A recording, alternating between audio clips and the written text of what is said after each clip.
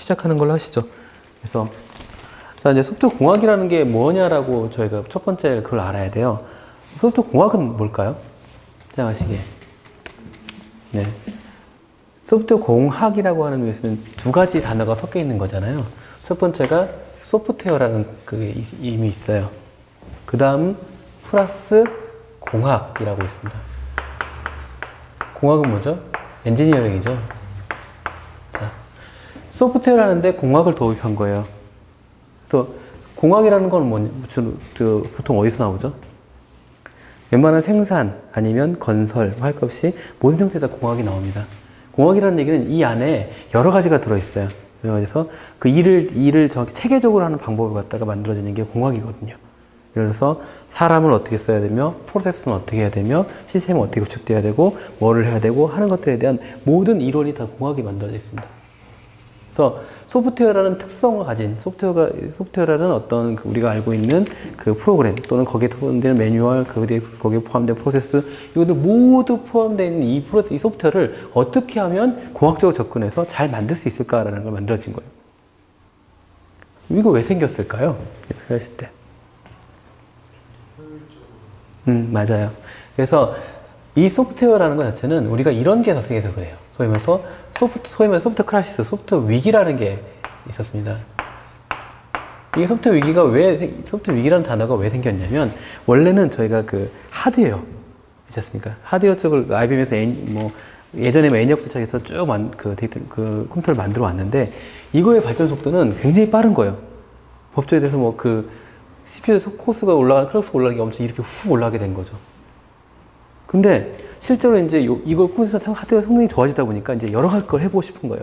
이것도 만들어, 처음엔 단순한 계산, 이런 정도로 썼었는데, 하다 보니 좀 더 많은 일을 하게 수 있게 된 거예요. 근데 그 많은 일을 하기 위해서는 소프트웨어라는 게 필요하게 된 거죠. 그래서 소프트웨어 막 개발시켰네? 그런데 딱 해보니까 나온 결과물이 개판인 거예요. 그 사람들 얘기로는. 저희가 이제 나중에 프로젝트 잠깐 나오겠지만, 그 소프트웨어 프로젝트가 시작이 됐을 때 학자들이 조사를 해봤대요. 전체 프로젝트 미국에서 조사했더니 전체 80%에서 90% 이상이 실패라는 거예요. 첫 번째, 나중에 프로젝트에서 일정이 틀려. 비용도 안 맞아. 그 다음에 품질도 안 맞아. 요 세 가지 전체가 다 안 맞는 거예요. 일정을 오버하고, 비용도 오버하고, 품질도 개판이고. 이런 걸 보고 이제 이 사람들이 얘기할 때, 아무래도 소프트웨어도 역시 다른 이 위기를 극복할 필요가 있겠다. 하드웨어 발전 속도를 소프트웨어가 따라가지 못한다 라고 규정을 내리고, 어떻게 하면 우리가 할 수 있을까 라고 하는 거죠. 소프트웨어 자체가 탄생된 게 얼마 안 됐잖아요.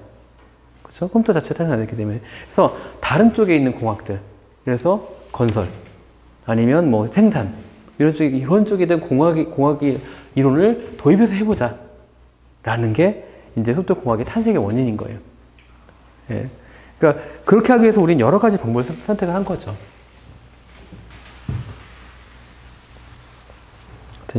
첫 번째로는 그럼 과연 소프트웨어 모델을 어떻게 하면 잘 만들 수 있을까? 라고 고민한 거예요. 소프트웨어는 어떻게 하면, 그러면 잘 만드는 거 하면 예를 만들어 보자. 그러니까 여러분 이제 같은 경우는 패션쇼 같은 데 보면 모델이 예쁜 옷을 입고 막 왔다 갔다 하잖아요. 예쁜 옷 들어가지고, 아니면 마네킹, 옷가게 가면 마네킹 예쁘게 서 있잖아요. 그럼 그걸 보고 우리는 어떻게 생각해요? 옷을 저렇게 입으면 예쁘겠다 라는 생각을 하는 거죠. 하지만 모델은 모델이잖아요. 잘 안 되죠. 그게.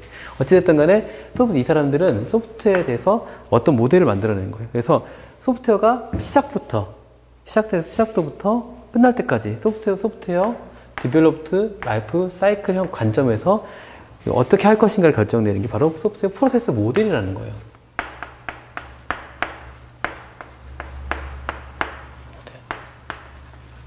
아마 교재 부분은 아마 근데 구매하시는 걸로 알고 있는데 그 내용이 있는 거니까 보시면 될 거예요. 자, 이 소프트 프로세스 모델을 세운 거예요. 이렇게 하면 잘 살 수 있을 거야. 그래서 여러 가지 모델이 있는 거죠. 예를 들어 폭포스 모델이라든가 나서는 모델이라든가 이것들이 이론적으로 만들어진 거야. 이렇게 하면 우리는 잘 살 수 있을 거야. 프로젝트를 잘 만들 수 있을 거야. 라고 정리를 한 거죠. 자, 이걸 가지고 이제 한번 적용을 해본 거예요. 적용을 해봤더니 여러 가지 오류가 발생되고 실질적으로 어떻게 해야 되는지가 나왔겠죠. 이게 바로 방법론이에요.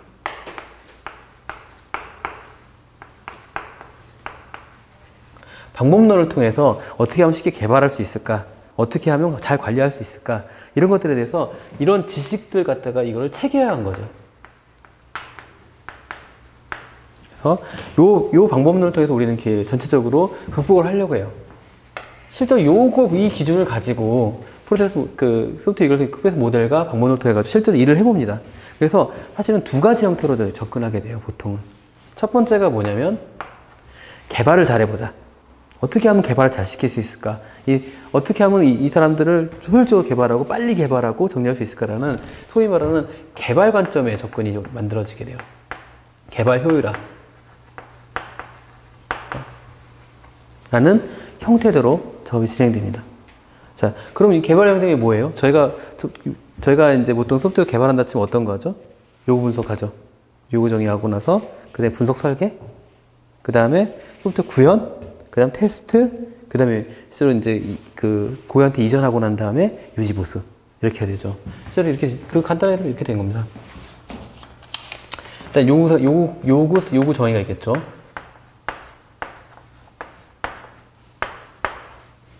그렇죠. 요구 정의가 있을 거고, 그 다음에 분석 설계가 있을 거예요.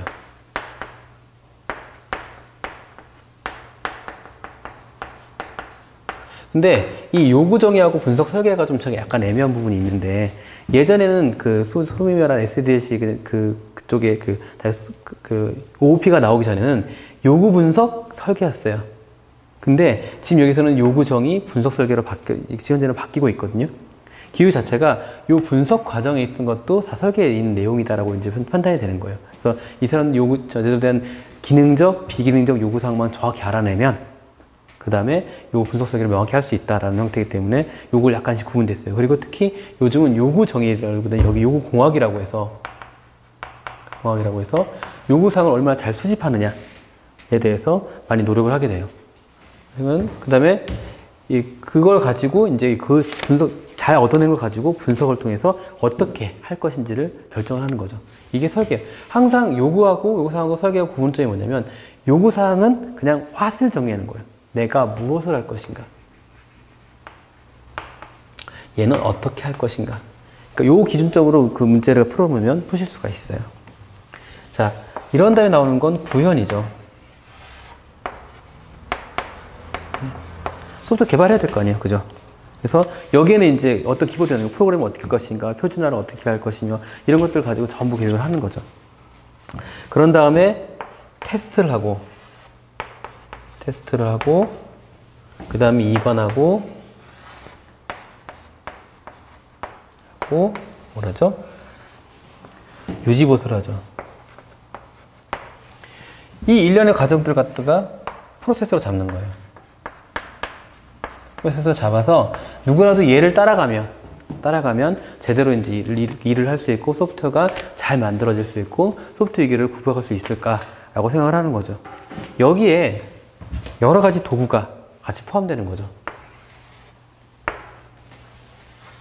네, 도구입니다. 도구에는 어떤 것들이 있을까요? 그렇죠? 도구와 그 다음에 생산성 기법,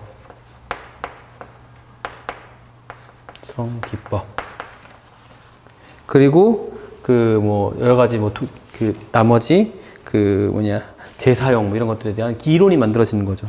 그걸 통해서 이 자체를 갖다가 효율적으로 발전을 만들어지는 거예요. 자, 즉, 위에서 도메인 공학을 통해 가지고 요구 정의를 갖다 재사용을 할 수 있는다는 거. 설계를 재활용하는 MDM이라든가, 설계를 재사용할 수 있는 거. 그 다음에 개발 자동화를 통한 구현. 그리고 테스트를 전면 잘하는 거. 이관을 잘하는 거. 그 다음에 유지보수를 어떻게 하면 잘할 수 있는 거. 이런 형태로 만들어지는 개발을 효율화하는 방법을 갖다가 연구하는 것들이 만들어지게 되는 거예요. 그죠? 네. 그래서 여기 같은 이제 도메인인 거죠. 도메인. 여기는 설계. 여기는 실제로 코딩 재사용 또는 용도는 자동화. 테스트는 계속 테스트 자체의 품질.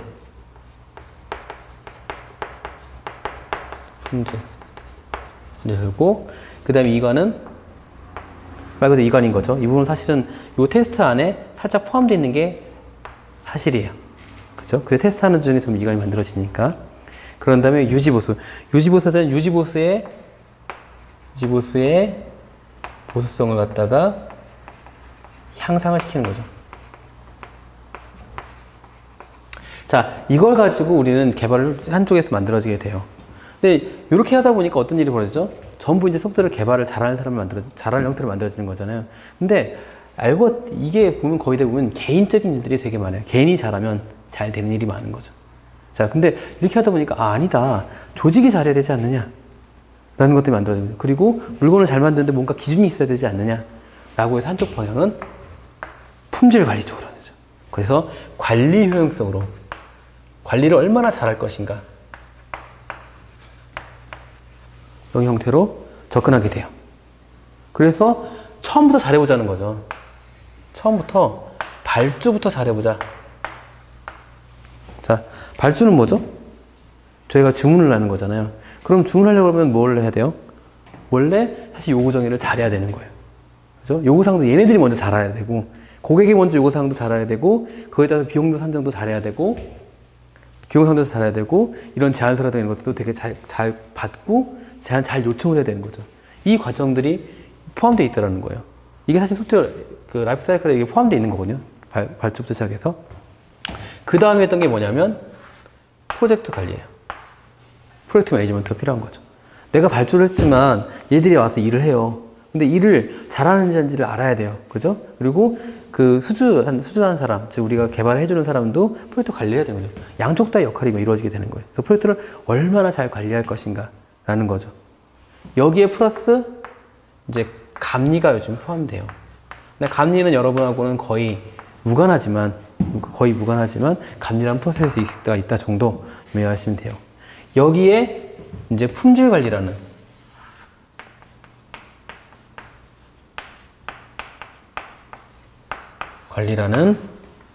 일이 벌어진 거죠. 그래서 소프트웨어 품질에는 사실 두 가지가 있거든요. 이에 설명드리겠지만 두 가지 있거든요. 그래서 그 제품 품질이 있고 그다음에 프로세스 품질이 있는데 이거 두 개 다 관리하는 기쁨.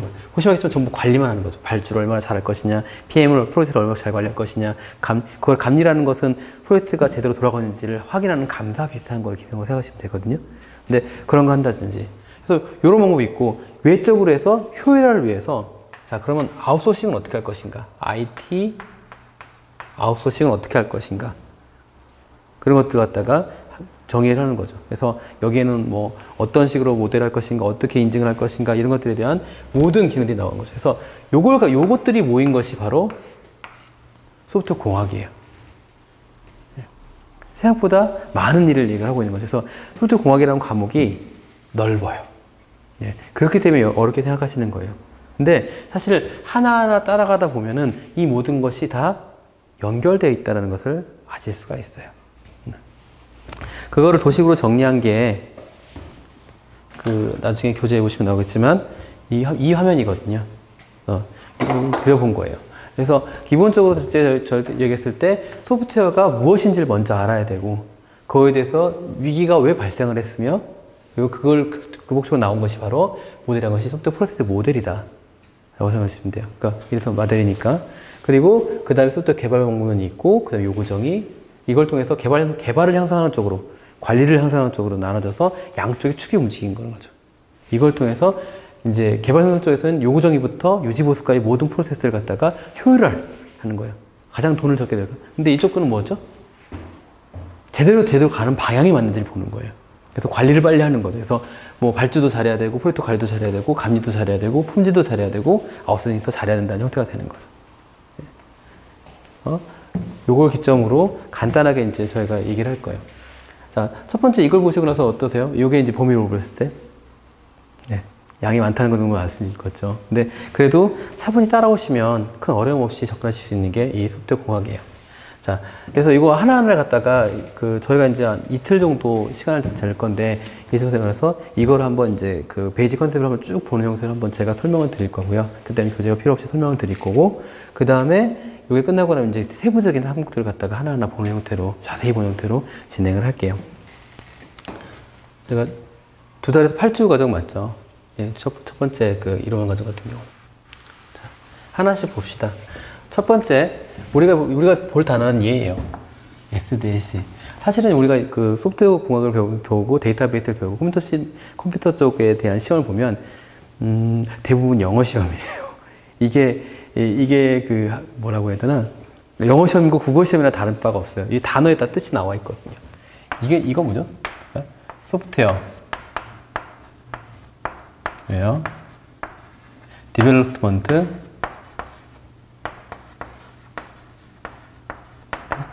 뭐죠? 라이프. 네, 사이클이에요. 그죠?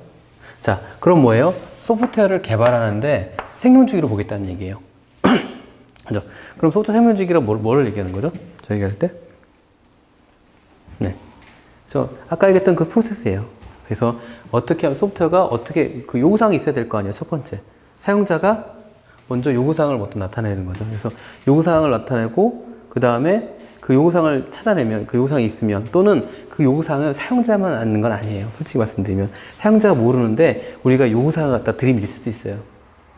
아, 너는 이런 거 필요하잖아? 근데 딱 들어보니까 필요하거든. 그러니까 대부분에 그렇게 접근하는 게 우리나라는 뭐죠? 저희가 광고죠.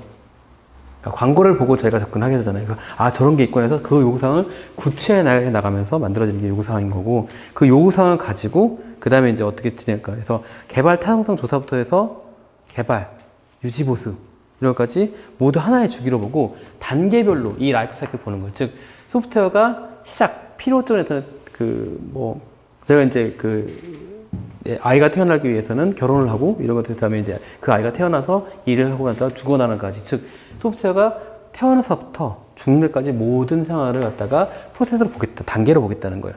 그래서 이 단계별로 하나씩 봐보자. 그래서 한 거예요. 그래서 저희가 소프트웨어를 갖다가 저희가 프로세스를 정리한 거예요. 그 단계를. 그래서 아까 요구 정의, 분석 설계, 그 다음에 개발, 테스트, 그 다음에 이관, 그 다음에 유지보수 형태로 정의가 된 거죠.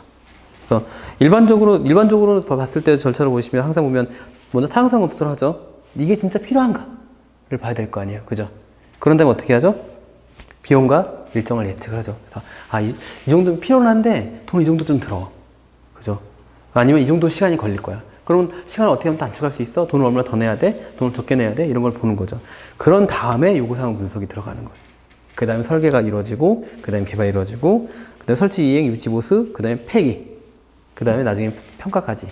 이 모든 과정들이 요 프로세스 라이크에 포함되어 있는 거죠. 그래서 요 관점을 통해서 여러 가지 프로세스 모델이 나오기 시작한 거죠. 가장 유명한 게 먼저 저희 첫 번째 유명한 거. 네? 그렇죠. 퍼포스죠. 예, 맞습니다.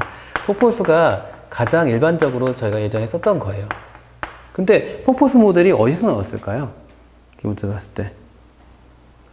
네. 보통은 건설 쪽에 나왔습니다. 저희가 나중에 잠깐 언급하겠지만 프로젝트 관리라든가 이런 거 대부분들이 건설 쪽에서 나왔어요. 그래서 저희가 그 IT 자격증에서 PMP라는 자격증이 있습니다. 프로젝트 매니지먼트 프로페셔널이라는 자격증이 있는데 그런 프로젝트 매니지먼트 프로젝트 관리를 잘하는 사람을 인증하는 자격증이거든요. 근데 그 자격증이 우리 쪽에서도 많이 보지만 건설에서 더 많이 봐요. 걔네들은 그게 없으면 공사를 돌릴 수가 없대요. 그래서 그런 형태 것을 갖다가 저희가 이게 퍼포스 모델. 자, 퍼포스는 왜 퍼포스예요? 네? 네? 맞습니다. 물이 위에서 아래로 흐르잖아요. 그죠? 그러니까 퍼포스라고 해서 목포에서 위로 올라가는 케이스는 인공폭포에는 없어요. 그죠? 예. 그래서 얘들 나온 거죠. 분석, 요구사항, 그 다음에 분석, 네. 설계, 개발, 요 과정을 쭉 따라가는 거죠, 이렇게. 그래서 하향식으로 가는 거죠, 쭉. 처음에 전체를 만들어 놓고, 전체 틀을 보고 나서, 그 다음에 정형에 대한 요구사항을 가지고 분석하고 설계하고, 그 다음에 개발을 만들어지는 거죠. 요 퍼포스의 가장 이렇게 하려면 어떻게 해야 될까요? 진행하려고 그러면. 이 요구사항이 첫 번째 명확해야 돼요. 그렇지 않겠습니까? 왜냐하면 요 퍼포스라니까 물이 아래로 떨어졌기 때문에 위로 올라갈 수가 없는 거예요. 위로 올라갈 수 없으면 어떻게 돼요? 예. 예, 고칠 수가 없다는 얘기잖아요. 그리고 위로 올리기 위해서는 펌프를 돌려가지고 다시 올려야 되잖아요. 그만큼 힘든 거예요. 그래서 기본적으로 얘들이 요구하는 건 항상 정형화라고 얘기를 하고요. 요 단계를 넘어서기 위해서 강력하게 테스트를 해야 된다고 얘기를 해요. 그래서 이 모든 걸 검증 후에 그 정리를 하고 검증한 내용은 우리가 얘기하는 프로즌 딜리버리라고 이러죠. 그래서 얼어버린 산출물이에요. 얘는 얼어버린 거예요. 그래서 예, 우리가 프로즌이라고 얘기를 하죠. 그래서 프로즌 딜리버리를 통해 가지고 이게 정의고요. 얘가 하향식이잖아요. 밑으로 떨어지는 돌아갈 수밖에 없잖아요. 그래서 우리가 하향식이라고 보통 얘기를 합니다. 예. 이걸 통해서 이 포포스가 요구사항이 만들어지고 분석이 되어지고 이게 프로즌 딜리버리로 딱 고정이 되면 이것을 개발하는 거예요. 그러다 보니 알아보기 쉬워요. 그죠? 그 다음에 진척사항이 눈에 보여요. 그죠? 아, 지금 요 단계까지 왔구나. 요 단계까지 왔구나. 그다음에 비슷하죠. 건설도 그렇잖아요. 건설, 아, 집안이 깎은 게 보이는구나. 그 다음에 지방들이 그의 기초 공사하고, 그 다음에 철권 올라가고, 그 다음에 위에 지어지잖아요. 이런 것들이 눈에 보이게 돼요. 그래서 보고하기 좋아요. 그죠? 그래서 예전에 많이 썼었죠. 이런 것들을. 근데 지금은 어때요? 왜 잘 안 되죠? 첫 번째, 이 요구사항 자체가 흔들리기 때문에 그러는 거죠. 제가 나중에 CMMI 조금 배우게 되면 레벨 1, 레벨 2하고 3에 그 요구사항 관리가 있고 개발이 있어요. 관리가 2단계고 3단계가 그거거든요. 저기 레벨 3가 있는 게 요구사항 개발이거든요. 자, 저는 그걸 보고 한참 고민하다가 깨달은 게 뭐냐면 요구사항을 알면 관리를 할 수 있잖아요. 근데 모르니까 저희가 가서 개발해줘야 되는 거예요, 요구사항을. 그래서 그런 형태가 되지 않나라고 제가 생각하고 있습니다. 그래서 포포스를 쓸 때 쓸 수 있는 모델은 간단해요. 내가 정확히 알고 있는 분야예요. 그래서 요구사항을 명확해. 그러면 정의가 될 수 있고 빨리 할 수, 경험이 많은 것들과 정의할 수 있기 때문에 일정 비용제 예측도 충분히 가능하고 이런 것들이 눈에 보이기 좋기 때문에 보기 되게 좋아요. 다만 대부분의 시책분에서는 요 순차진 자체가 어려워요. 왜? 요구사항이 명확하지 않으니까. 그래서 그리고 실제로 요 시점하고 요 시점하고 시간이 갭이 있잖아요. 실제로 산출물 받아보는 건 언제죠? 개발 이후, 그 다음에 테스트 때, 그나마 개발자 테스트 끝나고 나서, 통합 테스트 끝나고 나서, 사용자 테스트 왔을 때, 요 긴 기간 동안 요때 바라보는 거예요. 사용자는. 그렇기 때문에, 그러는 거죠. 아, 이거 내가 원한 게 아닌데? 예전에 소프트웨어, 여기서 책에서 되게 유명한 그림이 있어요. 요렇게 해서, 사용자가 요구한 거는 여기 나무가 있고 여기 동그란 타이어가 매달려서 막 타고 다니는 그네예요.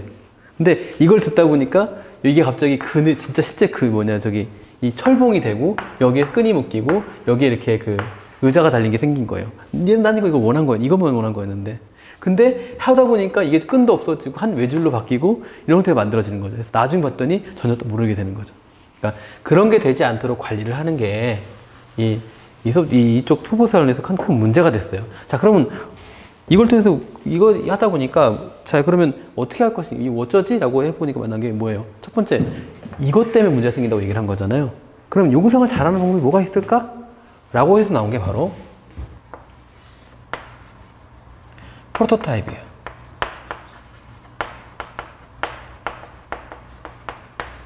자, 프로토타입은 뭐죠, 저희가? 혹시 예, 시제품.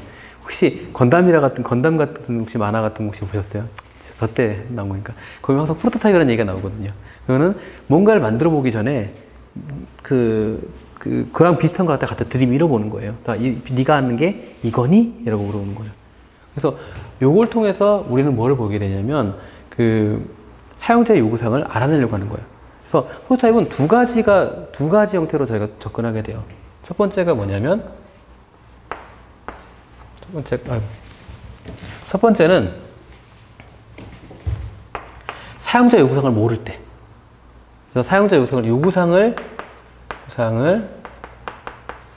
얻기 위한 수단으로 저희가 사용을 합니다. 근데 두 번째 투선이 있어요. 뭐가 있을까요? 네, 기술적인 위험. 그러니까 실제로 구현을 가능한가?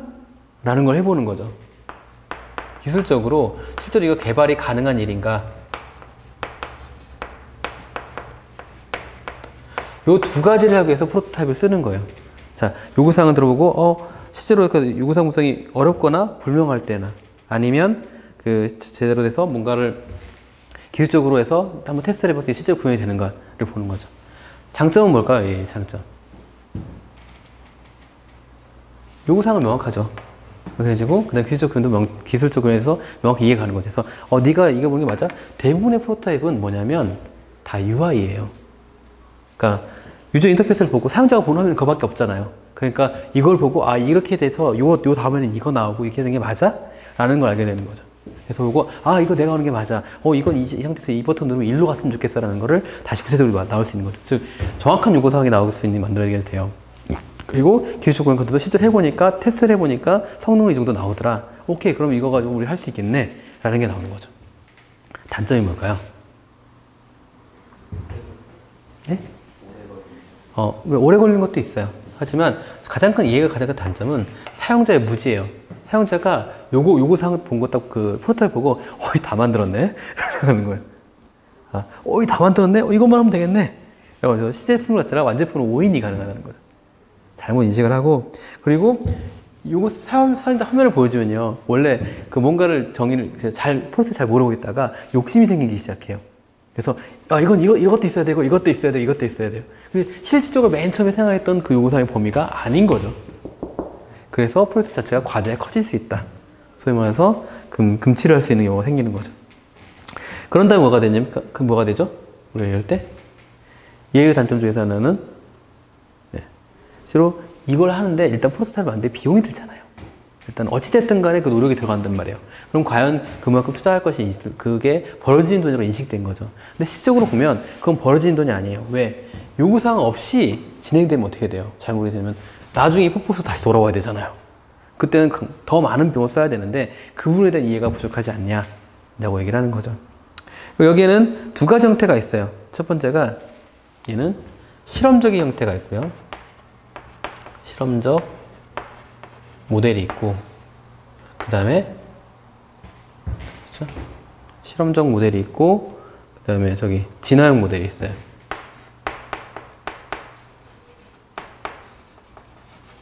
실험적 모델은 뭐죠? 간단하게 생각하면 이렇게 생각하시면 돼요. 여러분 길 가다 모델하우스 있잖아요. 근데 모델하우스 있는데 사실 모델은 분양 끝나면 지우거든요. 근데 얘는 그걸 무너뜨리는 거, 무너뜨리고 새로 짓는 거, 얘는 그 위에 짓는 거라고 생각하시면 돼요. 그러니까 프로토타입 만들어 놓고 거기에 덧붙여서 만드는 형태가 진화인 거고, 실험적인 거는 프로토타입 버리고 이제 요구사항 다 줬으니까 이제 만들어야지 하는 게 실험적이에요. 그래서 딴쪽으로 여러 가지로 증명하면 되는 거죠. 그래서 이게 프로토타입을 통해 가지고 진행하기 때문에 이 진화형 같은 경우는 약간 나선형 모델하고 비슷하다는 느낌까지 들기도 해요. 하지만 그거랑은 명확한 차이가 있습니다. 그건 나중에 설명을 드릴게요. 자, 이렇게 해서 나와서 프로토타입이 나왔어요. 자, 이렇게 하다 보니까 어떻게 됐죠? 요구사항이 나왔어요. 근데 이게 이 진화형 형태로 막 진행을 하다 보면은 계속 그 프로토타입 소프트웨어가 발전하게 되잖아요. 그럼 이걸 어떻게 관리할 것인가 라는 개념이 생기게 된 거죠. 그래서 나온 게 뭐냐면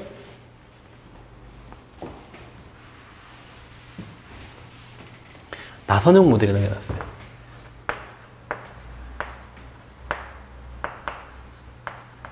나선형 모델. 나선형 모델이 왜 나선형 모델이죠?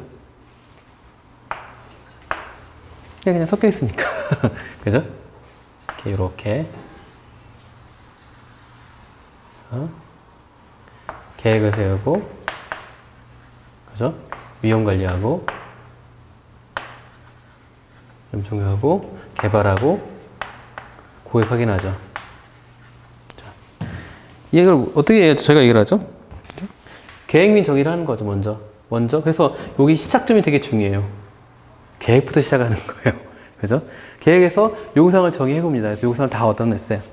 얻어낸 다음에 뭐를 하죠? 위험 분석을 해보는 거예요. 그래서 여기서 위험 분석하는 방법 자체가 사실은 이런 프로토타입이 될 수도 있어요. 그죠? 그래서 위험 분석을 해봅니다. 이 소프트웨어를 만들 때 어떻게 되고 어떻게 해서 어떻게 하면 진행할 것인가에 대해서 모든 것을 확인해 보는 거죠. 그래서 위험을 체크한 다음에 그 다음에 말 그대로 개발을 진행하는 겁니다. 그죠?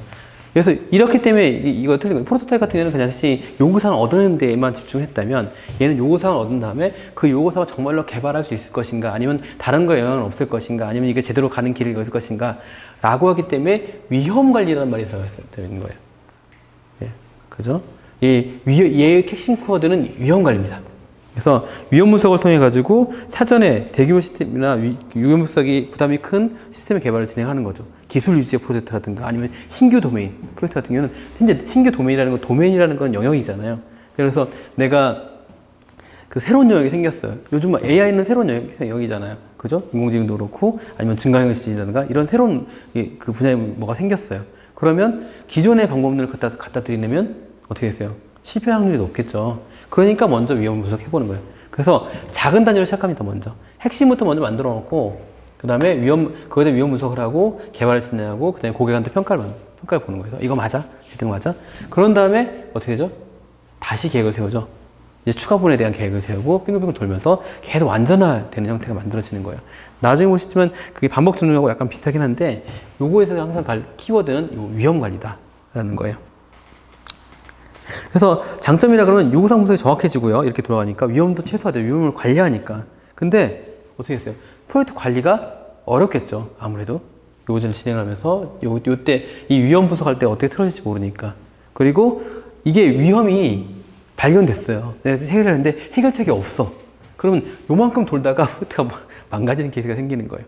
그렇기 때문에 이 부분은 이제 다시 고려할 필요가 있다라고 생각합니다. 그래서 단점이 있다는 걸 좀 아시고, 요거 이 위치, 계획, 위험 관리, 그 다음에 개발, 고객 평가, 요 부분의 피드백에 대한 요 구조를 명확히 하시면 돼요. 그래서 요 순서도 명확히 하셔야 되고, 그 다음에 요 그림 형태도 명확히 인지하셔야 됩니다. 예전에는 요 그림 가지고 이렇게 장난친 경우도 좀 있었어요. 자, 요렇게 만들어진 게 나선형 모델이고요. 요와 비슷한 모델이 또 하나 더 있어요. 뭐죠? 예, 우리 반복 점증형 모델이라고 있습니다.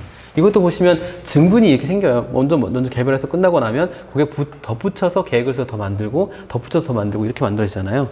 증분 개발이 사실 그런 형태거든요.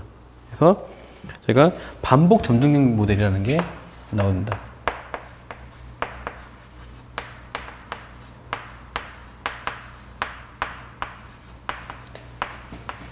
자, 반복 점증형 모델은 뭐가 나올까요? 이거 얘기할 때. 네. 그래서 두 가지가 있는 거죠. 증분이 있고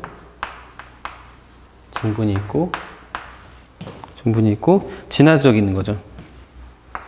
자, 키워드 겹치죠? 진화죠? 여기 겹치죠? 똑같은 얘기입니다. 증분하고 진화는 약간 얘기가 달라요. 증분은 뭐냐면 이런 형태로 개발하는 걸 증분이라고 얘기를 해요. 얘도 똑같아요. 그래서 먼저 어떤 프로젝트를 갖다가 쭉 먼저 하는 제일 위험한 거, 제일 중요한 것부터 먼저 만들어요.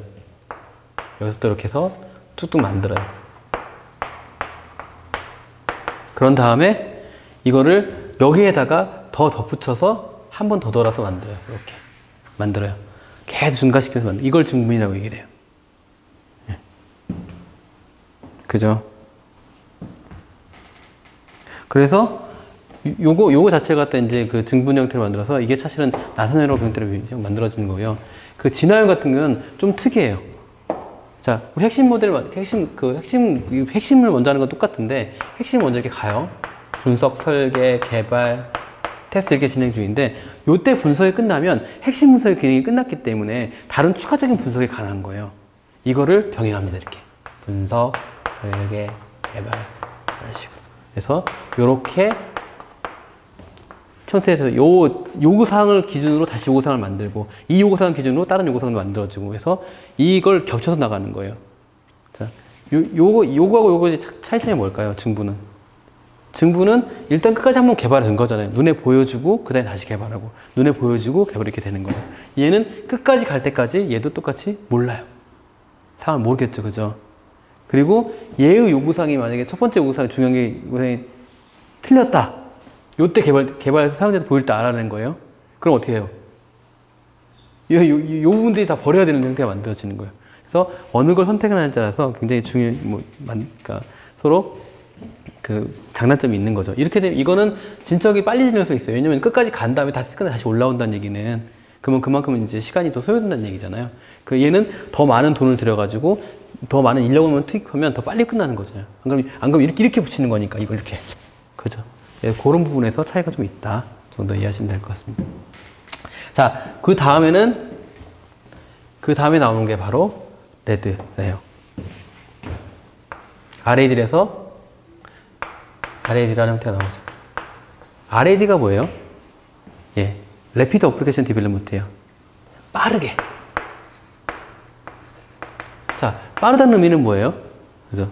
빨리 개발하고 싶다는 얘기예요. 그래서 여기까지는 개발자 위주로 막 생각을 한 거예요. 개발자에서 어떻게 진행할 것인데, 여기부터는 지금은 이제 성능이나 그런 게 중요하지 않다 이거예요. 왜? 비즈니스가 너무 빨리빨리 변하고 있거든요. 그러니까 예전에는 뒤에 저쪽에 그 데이터베이스도 나오겠지만 정보공학이라는 형태가 나와가지고 ISP라는 걸 세웠어요. 그러면 그때 뭘 하냐면 10년 계획을 세우거든요. 아, 우리 회사가 나가려면 10년을 살아야 돼. 그러니까 10년 동안 우리가 뭘 할지 결정하자. 거기에 필요한 IT 시스템 만들자. 이런 식의 얘기를 하는 거거든요. 근데 이제는 눈앞을 보기도 어려워요. 그렇기 때문에 우리는 래피드 어플리케이션을 진행하는 거죠. 그럼 이 래피드 어플리케이션은 뭘까요? 그냥 불편한 작업을 최소화하는 거예요. 그래서 개발자가 할 수 있는 일보다는 사용자가 먼저 해보자라는 거죠. 사용자의 개발을 투입시킵니다. 그래서 도구를 사용해가지고 예전에 소위 말하는 예전에 사실 몇 세대 언어라고 하는 것들 있잖아요. 비주얼 베이직, 델파인 이런 걸 통해가지고 이제 개발을 사용자가 해보자 라고 해본 거죠.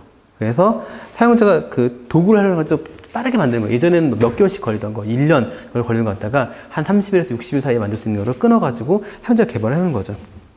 그래서 그 사용자가 참여하고 그 다음에 사용자가 그 모듈을 진행을 하기 때문에 얘 같은 경우는 특징이 뭐냐면 그 툴을 이용하기 때문에 성능은 떨어지더라도 빨리 만드는 거를 진행하는 거예요. 그리고 가장 중요한 건 고객 참여예요. 고객이 같이 진행하자. 그래서 얘네들 같은 경우는 두 가지를 하게 되죠. JRP라는 조인트 리콰이어먼트 플래닝이에요. 그 다음에 JAD죠. 조인트 어플리케이션 디벨롭먼트. 그래서 같이 요구사항 분석하고 같이 개발하는 거예요. 그래서 좀 더 빨리 개발해보자 라는 게 요죠. 솔직히 한정된 자원도 한정되고 위험성도 적고 기술적으로도 그렇게 중요하지 않은 것, 성능이 중요하지 않는 것, 이런 것을 할 때는 사용할 수 있고요. 그래서 여기에는 소위 말하는 케이스 툴이 필요한 거죠. 케이스 툴에서 그 케이스를 통해 가지고 도구라든가 아니면 4GL, 우리가 얘기하는 4세대 언어를 가지고 통해서 그 개발하거나 아니면 컴포넌트가 사용 컴퓨터를 막 활용해가지고 만드는 형태 만들어져서 개발속도가 굉장히 높아지는 형태가 되죠. 근데 사실 이거는 개인적으로 봤을 때는 실패했다고 봐요, 전. 왜냐면 이렇게 하더라도 결국 개발자가 개발하더라고요. 네. 어찌됐든 간에 제 개인적 관점이고 이론적으로는 그런 식으로 가더라는 거죠. 여기까지가 이제 소위 말하는 전통적 모델로 얘기를 하는 거고요. 여기에 최근에 새로운 모델이 나왔어요. 최근도 아니요, 사실은.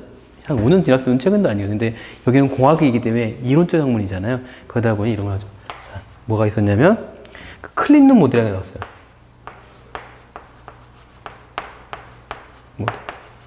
이건 IBM이 만든 거거든요. IBM이 어떻게 만들 것이냐 해서 무결성이 강조되는 시스템이 있어요. 그 클린룸이 뭐예요? 깨끗한 놈이잖아요. 그리고 우리가 얘기하는 반도체에서 그 방진실이 되어 있는 룸을 갖다 클린룸이라고 하잖아요. 그러니까 그 클린룸 모델을 만드는 거에서 얘 같은 경우는 정형명세라는 것이에요. 정형명세가 뭐예요? 비정형명세가 뭐고? 예, 정형과 비정형 간단해요. 그러니까 정형은 비정형명세는 그냥 말로 하는 거예요. 말로 해서 이건 이렇게 하게 돌아가는 거야. 얘기를 해버리는 거죠. 이거는 시스템이 버튼 누르면 이게 나오고요. 이게 나오고요. 이렇게 말해주는 걸 비정형이라고 얘기를 해요. 근데 정형은 뭐냐면 이걸 수치나 함수화로 만들어 놓는 거예요. 정확하게. 그래서 A 누르면 아웃풋 B 누르면 뭐야. 그래서 수식으로 정리하거나 아니면 공식으로 정리할 수 있어서 딱 만들어지는 거죠. 그래서 이 정형 검증을 통해서 얘는 철저하게 증명해서 나가는 게 특징이에요. 그래서 얘랑 사실 비슷하거든요. 반복 증명제의 증분 개발과 비슷한데도 불구하고 얘 같은 경우에는 그 정형명세를 통해서 검증을 한다는 게 가장 큰 특징이고요. 그걸 검증하는 수단으로서 얘네들은 상태, 블랙박스하고 박스, 소위 말하는 박스 모델이라는 걸 사용하거든요. 블랙박스, 그 다음에 상태 박스, 그 다음에 클리어 박스.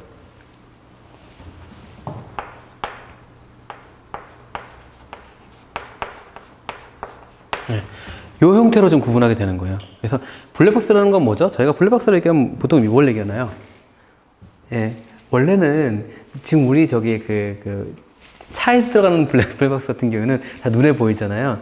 그게 아니고 원래는 비행기 속에 있는 블랙박스거든요. 비행기 내에서 그 안에 있는 모든 항공 신호라든가 아닌 것들을 자동으로 보관하고 있는 게 바로 블랙박스예요. 눈에 보이지 않는다라고 해서 블랙박스를 한 거거든요. 자, 그 개념인 거예요. 블랙박스예요. 뭐냐면 얘는 처음에 프로세스를 정의를 할 때 인풋과 아웃풋만 정의하는 거예요. 그래서 이거는 이게 나오면 B가 나와요라고 첫 번째 이렇게 디자인하고 나서 이걸 다시 전체 검증을 합니다. 그런 다음에 뭘 하냐면 그 안에 블랙박스를 포함한 여러 가지 루틴들을 갖다가 서브 모듈들을 같이 만든 거죠. 이걸 하다 보니 요게 이런 중간 모듈이 이렇게 필요해서 이렇게 연결이 돼요. 만들어지고 그렇게 끝나서 그런 상태가 만들어지고 나면 그걸 다시 검증을 하는 거예요. 오케이, 정의 검증 끝났어. 그럼 클리어 박스라고 해서 그거의 제어 모듈까지 루프라든가 이런 것까지 전부 표현한 것까지 만들어서 이렇게 만들어지니까 단계적으로 하기 때문에 단계적으로 하기 때문에 요구사항 자체가 명확하게 만들어지는 거죠. 그리고 검증이 쉬워져요. 저희가 이제 소위 말해서 정형명세의 가장 큰 약점이 뭐냐면 검증하는 루틴이 많아지면 많을수록 기하급수로 그만큼 리소스가 많이 든다는 거거든요. 근데 얘는 단계적으로 끊어서 했기 때문에 얘가 옳다고 이미 검증이 됐고 검증 상태에서 그 세부적인 거 다시 검증하고 들어갔잖아요. 그래서 훨씬 더 깔끔하게 만들어진 거죠. 그래서 클립는 모델 같은 경우는 딱 두 가지가 굉장히 중요한데 첫 번째가 얘기했던 정형 검증. 이 형태에서 통해서 다른 것보다 더 정확하게 검증을 한다. 요구사항 검증도 하고 단계적 검증을 하고 그 다음에 요 박스 모델들을 통해서 블랙박스, 상태박스, 클리어박스를 통해서 좀 더 단계적으로 구체적으로 진행된다라는 게 가장 큰 특징이라 할 수 있습니다. 여러분 지금까지 한 거 가지고 이 소프트웨어 프로세스 모델이 끝난 거예요. 네. 사실 이 정도 수준만 아셔도 사실 모델에서는 더 이상 여러분이 사실 문제 풀 때는 큰 문제가 되지 않아요.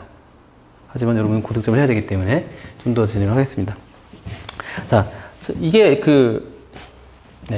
소프트웨어 이게 끝나고 나면 이런 모델이 나왔잖아요, 우리가. 모델 나왔으면 이제 실제로 해봐야 될 거 아니에요. 그죠? 그러다 보니 여러 가지 방법론이 나왔다는 거예요. 실제로 이 모델을 통해서 그래서 정확히 말해서 소프트웨어 프로세스 모델하고 방법론하고 동일하지 않습니다. 그래서 100% 매칭이 되지 않아요.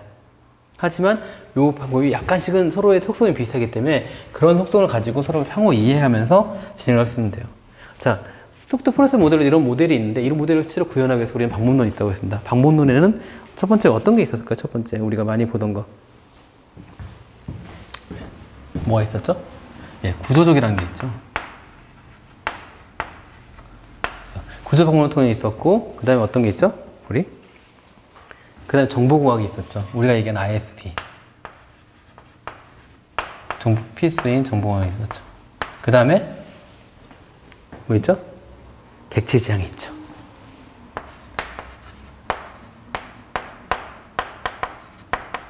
그 다음에 뭐가 있을까요? 소위 말하는 CBD 같은 게 있는 거죠. 이거 외에도 RP나 이런 것들이 같이 진행이 됩니다. 자, 얘는 구조적이라고 사실 매칭되는 건 사실은 퍼포스 모델하고 속성이 거의 비슷하다고 보시면 돼요. 그래서 정형화된 분석체가 있는 거예요. 그래서 우리가 얘기하는 그러면서 객체 지향하고 정보하고 다르게 가장 여기서 핵심적인 키워드는 뭐냐면 로직 중심, 프로그램 중심이라는 로직 중심이라는 거예요. 로직 중심이라는 게 뭘까요? 로직이라는 게 뭘까요? 논리잖아요. 논리에서 어떻게 A가 진행되면 B가 진행되고 C가 진행되고 하는 것들은 그런 프로세스를 갖다 좀 중심이라고 얘기를 하는 거예요. 그죠? 그래서 프로세스 중심이기 때문에 프로세스 기준으로 필요한 데이터를 구성하는 거예요.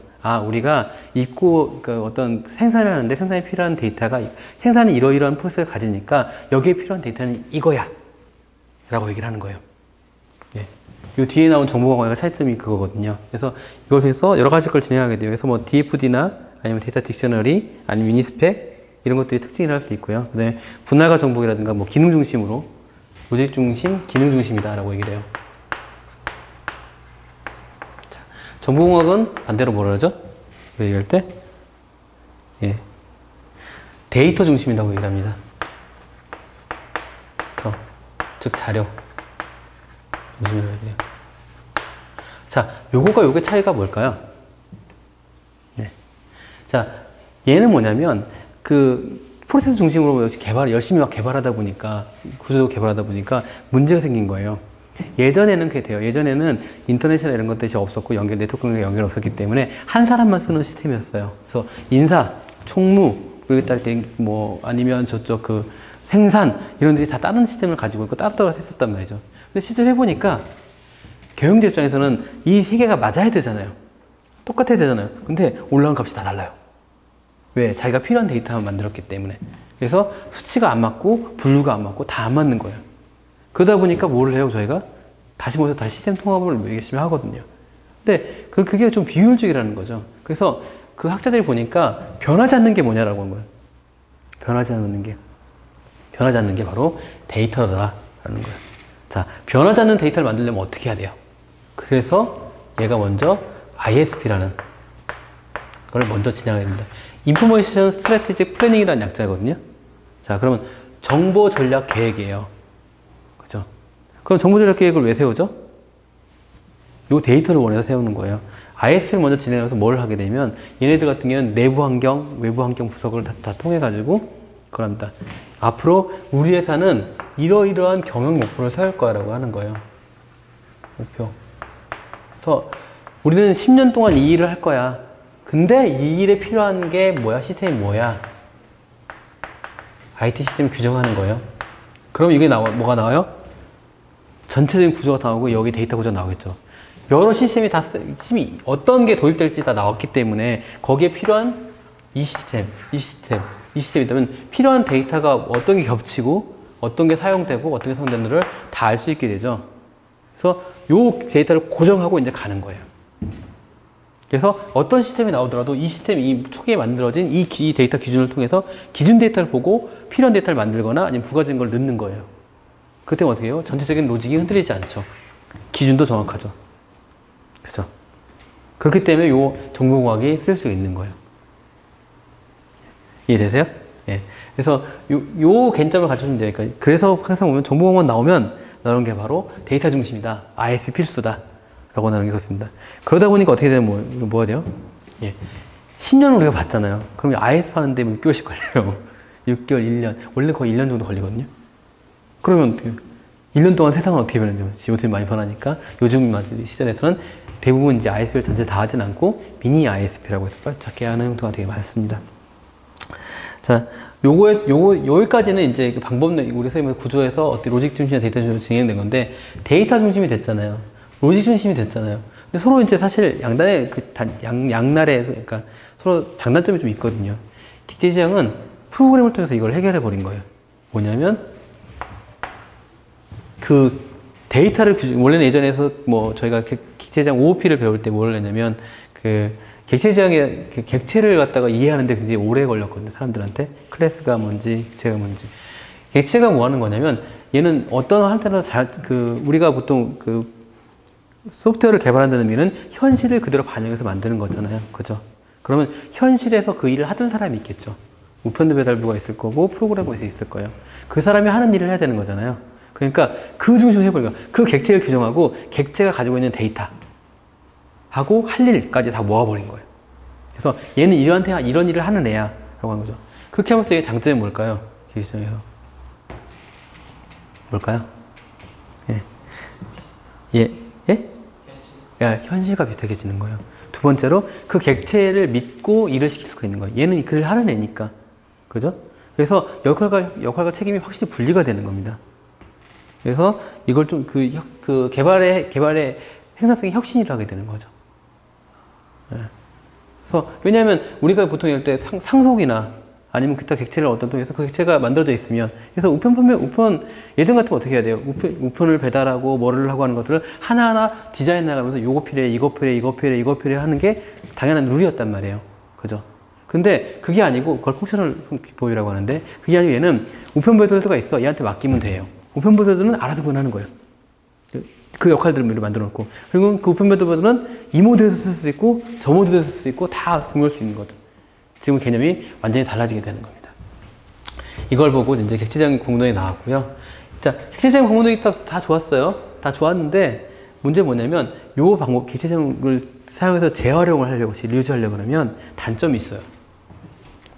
첫 번째, 언어가 같아야 돼요, 서로. 제가 그 모드를 쓰려고 그러면 언어가 돼야 되고, 두 번째, 뭔가 변경 상황이 있거나 이 안에 모듈이 어떤 변경 상황이 있거나 어떤 일이 생기면 어떻게 해야 돼요? 다시 재컴파일 해야 돼요. 네, 그런 단점이 벌어진 거죠. 그래서 나온 게 바로 요 CBD예요. 즉, 컴포넌트. CDB로 썼네.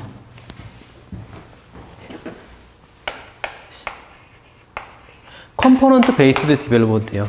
자, 이 객체가 똑같은 얘를 컴포넌트로 만들어 보잖아요. 자, 컴포넌트는 뭐예요? 바이너리거든요. 그러니까 그 실행 파일이거든요. 실행 파일 또는 그 모듈, DLL이 아니라 모듈입니다. 그래서 어떤 걸 사용하다가 문제가 생기면 그 컴포넌트만 다시 갈아 끼우면 돼요. 그래서 요 객체라기보다는 그 객체가 모아서 어떤 일을 하는 그런 걸 따로 모아가지고 그걸 또 재사용하는 컴포넌트를 만들어가지고 배포하는 거죠. 그래서 만들 때는 이 컴포넌트만 조합해서 만드는 거예요. 빨리. 소스 코드를 보지도 않고 바이너리 재사용을 하는 거죠. 그리고 이 컴포넌트를 나중에 만약 컴포넌트가 없다 그러면 그때서야 컴포넌트를 만들어서 넣어놓고, 이 만들어진 컴포넌트는 사용해서 팔고, 여기까지 진행을 하는 거죠.